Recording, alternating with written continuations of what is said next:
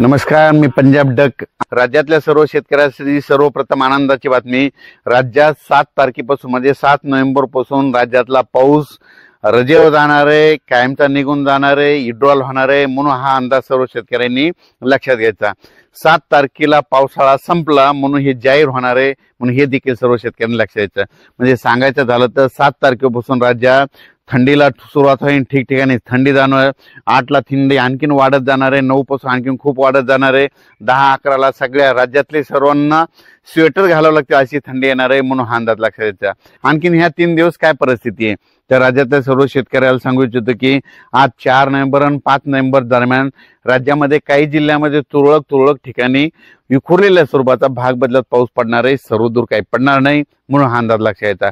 मग तो पाऊस विखुरलेला कसा पडणार आहे, कोणत्या जिल्ह्यात राहणार आहे सांगायचं झालं तर यवतमाळ जिल्हा झालं, हिंगोली जिल्हा झालं, वाशिम जिल्हा झालं, नांदेड जिल्हा झालं, परभणी जिल्हा झालं, लातूर जिल्हा झालं, धाराशिव जिल्हा झालं, बीड जिल्हा झालं, अहिल्यानगर झालं, जालना जिल्हा झालं, ह्या त्याच्यानंतर सोलापूर जिल्हा, सांगली, सातारा ह्या पट्ट्यामध्ये ह्या 3 दिवसामध्ये विखुरलेल्या स्वरूपाचा पाऊस पडणार आहे, खूप काही मोठा पडणार नाही, म्हणून हा अंदाज सर्व शेतकऱ्यांनी लक्षात घ्यायचा।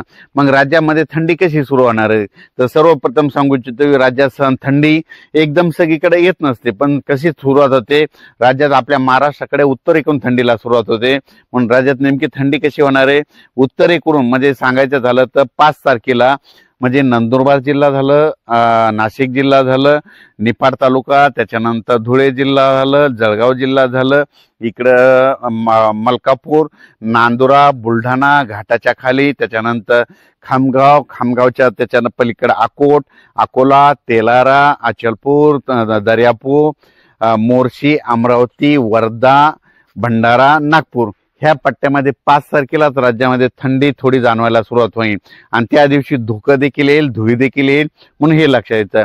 त्याच्यानंतर 6 तारखेला ती थंडी काय होणार आहे परत पुढे सरकणार आहे। मग ती पुढे कुठे येणार आहे मग इकडून सुरुवात करू आपण संगमनेर तालुका, आंबेगाव तालुका, जुन्नर, त्याच्यानंतर अहिल्यानगर, संभाजीनगर, त्याच्यानंतर बीड जिल्हा, त्याच्यानंतर परभणी जिल्हा, त्याच्यानंतर जालना जिल्हा, त्याच्यानंतर हिंगोली, वाशिम आणि यवतमाळ 6 तारखेला ह्या पट्ट्यामध्ये थंडी जाणवणार।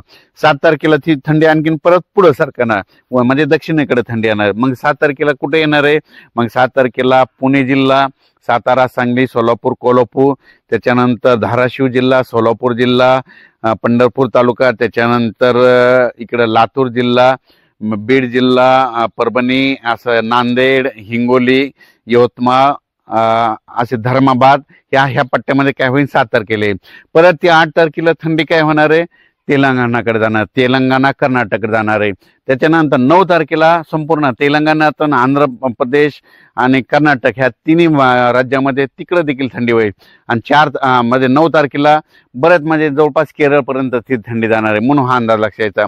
आणि बऱ्याच शेतकऱ्याचे असे फोन आहेत मग यानंतर पाऊस येईल का तर माझी सर्व शेतकऱ्याला आनंदाची बातमी 7 तारखेच्या नंतर आपल्या महाराष्ट्रात परत पाऊस काय येणार नाही, उलट थंडीत वाढत जाणार। 7 च्या नंतर 8 ला आणखीन थंडी वाढेल, 9 ला जास्त, 10 ला 11, 12, 13, 14, 15, 16, 17 असं जसे दिवस वाढत जाईल तशी थंडी वाढत जाणार आहे, म्हणून हा अंदाज लक्षात यायचा। आणि राज्यातल्या सर्व शेतकऱ्याला सांगू इच्छितो की राज्यामध्ये सध्या आता ह्या 3 दिवस म्हणजे 4 नोव्हेंबर आणि 5 नोव्हेंबरच्या दरम्यान राज्यात विखुरलेल्या स्वरूपाचा पाऊस पडणार आहे, सर्वदूर काही पडणार नाही, भाग बदलत पडणार आहे, म्हणून हा अंदाज लक्षात यायचा। 7 तारखेच्या नंतर राज्यात पाऊस काय येणार नाही। 7 तारखेला राज्यातला महाराष्ट्रातला पाऊस म्हणजे सांगायचं झालं तर जवळपास 6 महिने मुक्काम केल्याच्या नंतर 7 नोव्हेंबर पासून निघून जायला तयार झालाय आणि निघून जाणार आहे आणि थंडी येणार आहे, म्हणून हा अंदाज लक्षात घ्यायचा। राज्यातल्या पुन्हा बऱ्याच शेतकऱ्याचे मला मेसेज आले की आता ह्या 7 तारखेच्या नंतर तुम्ही म्हणता थंडी येणार, मग त्याच्यानंतर पाऊस येईल का? बरेच जण म्हणतात की काय पाऊस येणार, तर तुम्हाला एक सांगू इच्छितो राज्यातल्या सर्व शेतकऱ्याला सांगू इच्छितो 7 तारखेच्या नंतर परत काही पाऊस येणार नाही, थंडीत वाढत जाणार आहे, म्हणून हे लक्षात घ्यायचं। धन्यवाद।